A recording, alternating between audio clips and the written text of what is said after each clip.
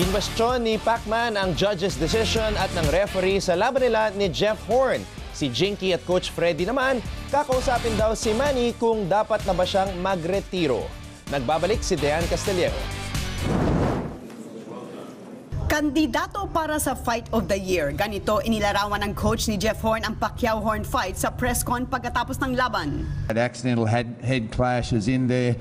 Both fighters cut. I mean, it was a great fight. And Sobrang proud ang coach ni Horn sa ipinakita niyang tapang at focus sa ring. Umpisa lang daw ito ng mas maningning na boxing career ni Horn. Jeff was just a young lion, as we said.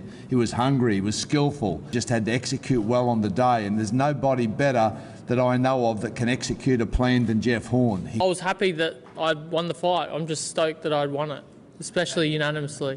Hindi na nakapunta sa press con si Manny. Nagtagal kasi siya sa locker dahil kinailangan ng 14 stitches sa mga cut sa kanyang ulo.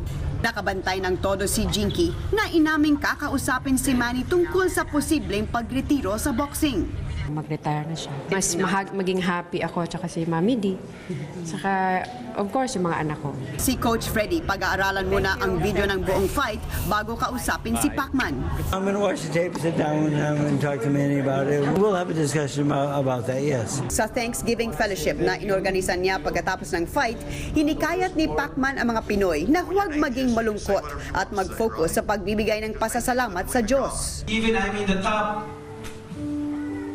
I'm famous, how big money I get, my heart is still the same.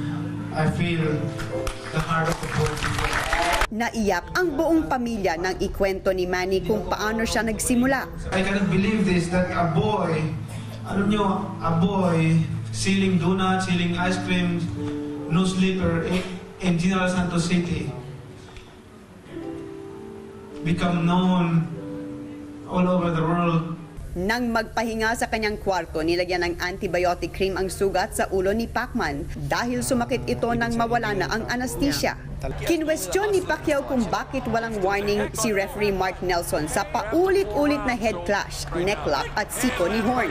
Ayaw ko mag-request ako ng referee. Ayaw ko naman yung paboran ako ng referee. Gusto ko parehas ang referee. Kung talo ako, panalo ako, panalo ako. Yan ang gusto kong referee. Kasi parehong boksingero naghanda para ensayo, nagsikap, naghirap sa training eh. Lamang tayo mga 4 rounds, 5 rounds. Para sa akin feeling ko tuloy na sit up ako. Nagpasalamat din si Manny sa suporta ng mga sports celebrities sa social media, kabilang sina Kobe Bryant, asawa ni Stephen Curry, Lennox Lewis, Karl Anthony Towns, Guillermo Rigondo. Ninakawan daw ng titulo si Pacquiao. Nagpunta rin sa ospital si Horn dahil sa malalim at malapad na cut sa may kanang mata.